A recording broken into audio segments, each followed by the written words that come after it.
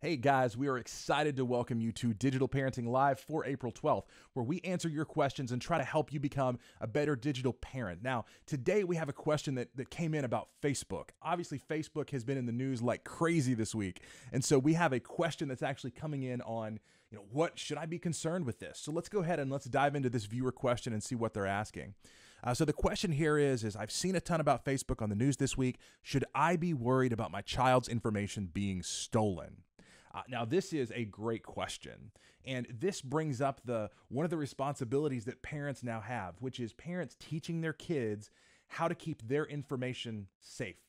Because we have a lot of things that can happen, all the way from identity theft to impersonation to just having private details leaked publicly. So one of the things I tell parents is one of the conversations that you need to have with your children as you're setting up this foundation in your home for digital parenting is you need to have a conversation with them about what is and is not appropriate to share online. You also need to just bust up one of the myths that a lot of teens will believe, and that is the myth that certain sites allow things to be private. Now, we've seen just over the last few years a lot of cases where information that people thought was private ended up being public.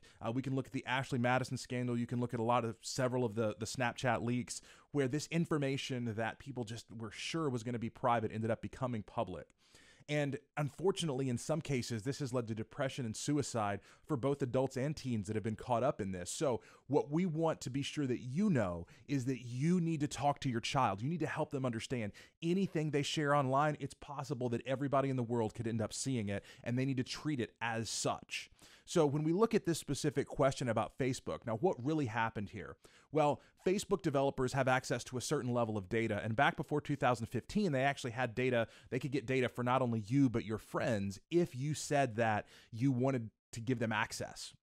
And so in this case, what happened was a third-party developer actually grabbed a bunch of data and ended up selling it to another company.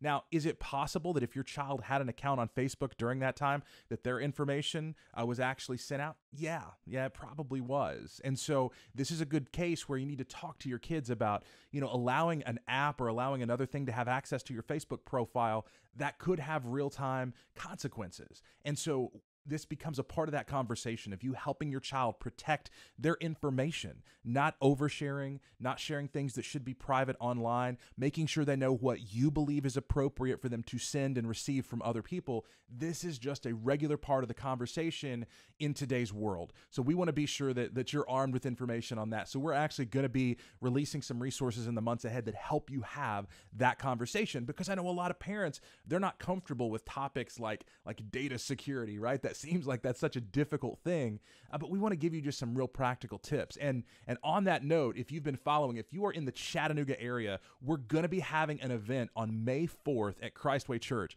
And this is our Digital Parenting Foundations event. This helps you take the first step into being a digital parent. And we're actually having this event. We're going to make it totally free. And we want to have as many parents from the area come and join us. And so if you're interested in that at all, you can grab tickets at DigitalParenting.com or ChristwayChurch.org. So we're super excited for that event.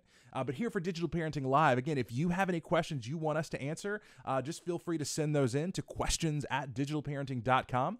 We get through as many of those questions as we can. So again, we're thrilled that you chose to join us for another episode of Digital Parenting Live.